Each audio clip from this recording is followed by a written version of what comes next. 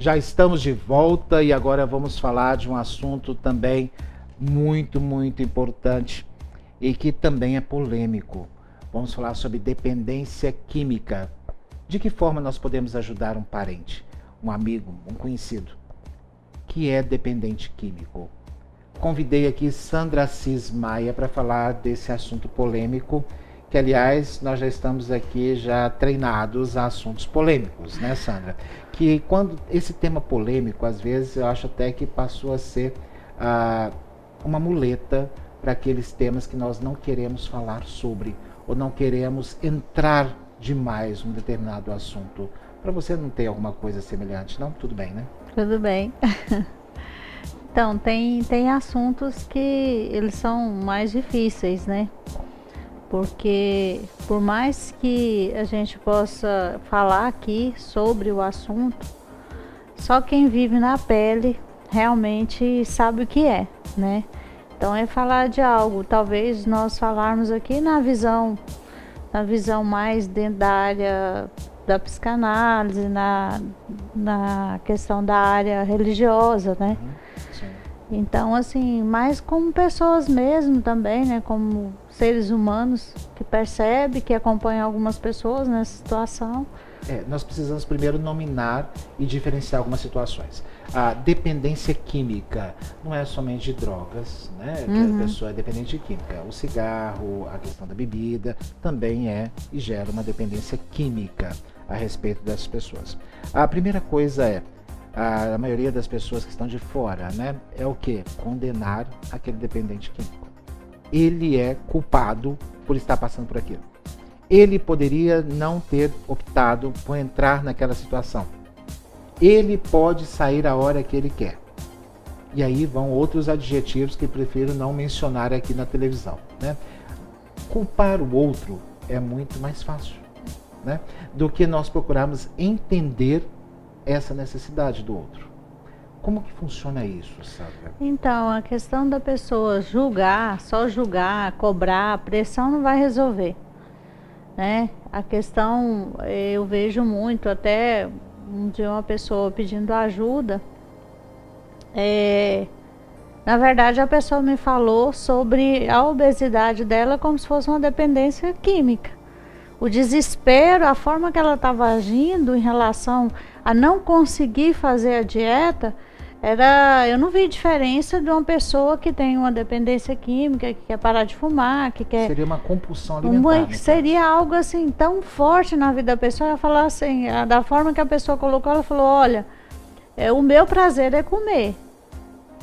E é chegar em casa todos os dias, fazer quantidade de comida, e é o que eu não posso comer, que eu tenho vício de comer. Então, assim, é muito importante, como a gente está falando aqui em questão de dependência, a gente pensar que talvez a gente pode ter uma dependência de alguma coisa que nos escraviza da mesma forma, né? A diferença é que quando a pessoa tem uma dependência química, ela precisa fazer todo um tratamento, né? Desintoxicação. O cérebro passa a depender daquilo. Exatamente. Então, assim, por isso que cada área tem um profissional específico que vai acompanhar todo aquele processo. Aliás, o cérebro é tão interessante, né, gente? Está envolvendo a tudo. Essa questão da dependência química, o cérebro passa a depender quimicamente daquela substância, o qual ele foi treinado a ter a utilização diária. Da mesma forma, a dependência também de eletrônicos. Né? Nós vemos aí, acompanhamos também aí a questão do celular, né? Das pessoas não conseguirem desligar da rede em nenhum momento. Aquilo também passa uma dependência e também ligada diretamente ao cérebro. Exatamente. E às vezes quando a pessoa tem que tirar aquilo que ela escolheu como algo de satisfação, gera vários transtornos. Agora, a dependência química, ela já é mais séria, porque se a pessoa tem toda uma intensidade de dependência, ela precisa de um acompanhamento de um profissional, até para fazer essa preparação para paralisar totalmente, né? Em que ponto entra a fé aí? Pode ajudar o dependente químico? Totalmente. Eu só conheço, não estou falando que não exista, mas assim, a minha experiência que eu conheço, que eu tenho acompanhado, a pessoa que consegue realmente se livrar das drogas, do alcoolismo, de outras doenças, específicas de vícios, a maioria, não vou falar a maioria, todos que eu conheço, foi que passou a ter uma intimidade muito grande com Deus, um relacionamento com Deus. Inclusive eu conheço pessoas que mudou de tal forma que hoje assume liderança, assume até igreja, né? Então eu acredito que a pessoa pode sim se livrar do vício, ser liberto realmente e ter uma vida normal. Sozinho, nunca. Não acredito. Sozinho, nunca. Não estou falando que não exista, né? Mas eu não acho que é fácil. O papel da família nesse momento? Muito amor, carinho, compreensão, e eu acredito que não é a pressão, não é o julgamento que faz a pessoa ter um resultado satisfatório. Ao direcionar a família ao entender esse processo, ela não vai só ficar ali no entender, né? Claro que esse dependente químico precisa de um tratamento, precisa de um acompanhamento. Esse tratamento tem que ser manifestado por ele, né? Pelo dependente químico. Por quê? Senão não temos condições de mudar aquela situação. Exatamente. E infelizmente tem as pessoas que não querem ser tratadas, né? Aí é algo sério, assim, né? quando toca nesse assunto, eu acho assim, gente, é algo assim tão delicado, né, Tancredo? Porque quantas pessoas a gente conhece, parentes, pessoas próximas, que todo mundo sonha em ajudar, tem a oportunidade de fazer algo, tem tantas clínicas, né, de tratamento, de repouso, tanta coisa assim, específica mesmo para tratar, e se a pessoa não quer? Então é aquela questão, tá, mas se a pessoa não quer, como que você vai desistir porque a pessoa não quer fazer o que seria o correto fazer?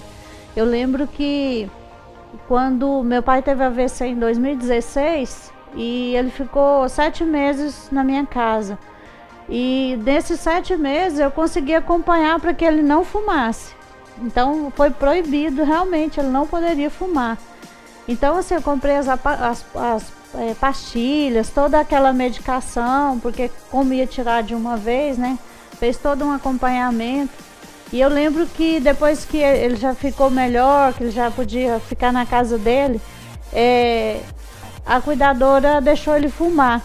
Ele convenceu, muito esperto. Graças a Deus não deu problema nenhum. Ele tem lucidez assim, plena. Eu falo que ele tem lucidez mais do que eu. Uhum. Aí, assim, muito inteligente, ele conseguiu convencer. Vai ali, busca pra mim, faz isso, tal. Ele conseguiu convencer e voltou a fumar. Aí eu cheguei à conclusão, falei, peraí, se ele tá lúcido, ele sabe o que quer, ele pode escolher. Eu não vou deixar de ter um relacionamento bom com o meu pai e ver ele bem, se ele decidiu que ele precisa desse cigarro, o que eu posso fazer? Eu não posso ser a dona da verdade, o que eu acho que é o melhor para ele. Eu acredito que ele tem condição de escolher. Ele está ciente que se ele tiver um problema novamente, ele pode perder a vida dele. Sim. Mas ele escolheu assim. Então a questão, muitas vezes, a gente deixa de viver o melhor das pessoas, o melhor que ela pode ter. Às vezes eu chego, meu pai conta uma piada, conta história, lembra de coisas de quando eu era criança. Então assim, eu procuro viver isso, porque eu acredito que isso é também terapia para ele. E ele é um exemplo que ele bebia mesmo, chegou a se tornar um alcoólatra e ele decidiu não beber mais. Mas ele decidiu não beber mais porque ele decidiu perdoar.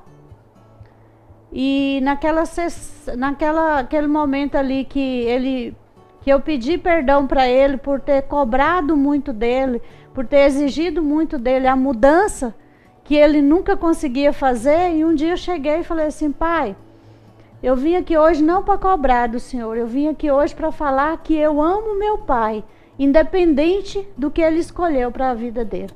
E eu lembro que na época meu pai, como ele foi um empresário, que teve muito sucesso, muitas empresas, ele acabou com tudo que ele tinha e virou realmente um alcoólatra. E ele passou assim, ao ponto de pedir, de ir para as calçadas. Esse exemplo pessoal seu serve para fortalecer, principalmente para quê? Bom, tentamos fazer a nossa parte. Quando não conseguimos, devemos abandonar? Não abandonar. Você ali olhou para ele pelo lado melhor. E foi uma sensação muito forte, Tancredo, porque naquele momento que o meu pai viu que eu estava ali não para cobrar, mas sim para pedir perdão e falar que eu amava ele, independente do que ele escolhesse, a partir daquele dia, nunca mais ele bebeu. Mas ele viu o mover de Deus, eu acredito, por isso que eu falo, gente, é só o Senhor mesmo. Porque o que Deus fez na minha vida naquele momento, eu senti como se fosse Deus falando, vai lá, pede perdão pro seu pai e ama ele do jeito que ele está. E era daquela forma que Deus queria me dar essa bênção. Esse é um exemplo que eu quero deixar registrado para todos nós, que serve também para que possamos refletir melhor a respeito. Obrigado, Sandra, obrigado por dividir essa história pessoal conosco e com certeza serve para a gente pensar um pouquinho mais sobre a dependência química. Se eu fosse você, não sairia daí. Eu volto já já, depois do nosso intervalo.